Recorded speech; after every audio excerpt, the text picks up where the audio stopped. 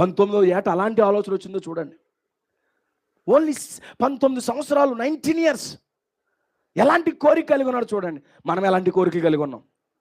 ప్రార్థన చేస్తున్నాడు, అయ్యా నీ జ్ఞానం నాకు కావాలి, ఈ ప్రజలను పాలించడానికి నాకు నీ వాక్యము కావాలి.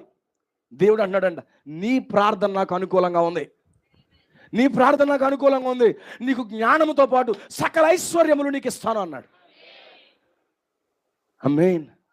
ఈరోజు మనం ఐశ్వర్యములు వెనక పరిగెట్టొద్దు, ఐశ్వర్యములు వెనక పరిగెట్టొద్దు, దేవుని వాక్యం వెనకాల పరిగెట్టండి. ఐశ్వర్యం మీ వెనక పరిగెట్టుకొస్తుంది. తల్లిదండ్రులు చేస్తారు, తల్లిదండ్రులు అనుకుంటారు మేము చేయలేని మా బిడ్డలన్నా చెయ్యాలని. కారులో వస్తా అనుకున్నాం, ఒక ఆయన కలెక్టర్ అవ్వాలనుకున్నాడంట, ఆయన అవడానికి కుదరలేదు కాబట్టి ఆయన కొడుకుని చేద్దాం అనుకున్నాడట.